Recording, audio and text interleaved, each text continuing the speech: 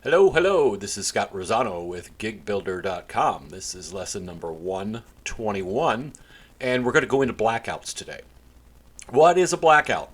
Well, let's go first of all to schedule, and let's go ahead and look at the blackout views.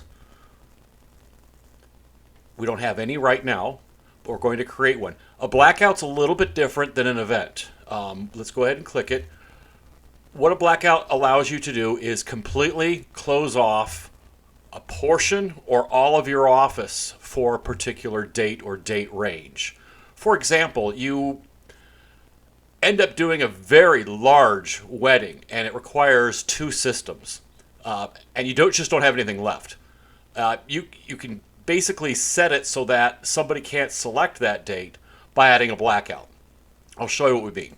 First of all, the effective date. What is the date of the blackout? This will be like an event date.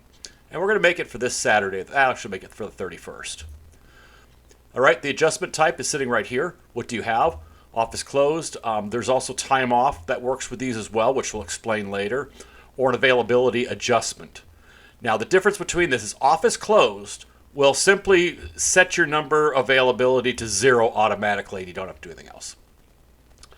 The other one, availability adjustment, allows you to adjust the amount of slots that are available. And each slot would be each position. If you had 5 for the day and you've already booked 3, but the other 2 are all combined, I'd go 2 slots. And so you could do that as well to shrink a system. But most people do this specifically to close the office. For whatever reason, on this particular day, I'm booked. I can't take any more. The status should be active, and that means it's working. You can also set it to draft, which will not work, and completed, which also will not work. And then the time off is something else. So in building this, we have something on the 31st. We're closing everything, which means if I had availability of 5, it's down to 0. If I had availability of 1, it's down to 0. If someone would to go to check the date of 12/31/22, they would get they're not available. And that's what I'm doing here. And reason here is huge NYE event needs all equipment. Whatever you want to call it. You can use affected resources as far as people, which takes them off the schedule, and systems and equipment, which is something that we're going to go in the 200 or maybe in the 300 series. It's a little more advanced than that. So basically, to black out one date, there we go.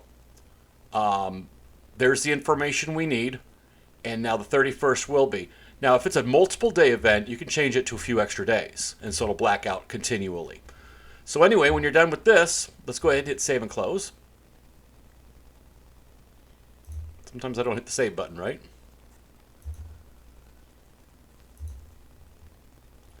And after save and close, we now see that there is one blackout that's sitting here. And if we go back to our home page and look there, we now see that there's a blackout, which is black, on the 31st. And now it actually shows inside the blackouts itself. Have a good day. Thank you very much.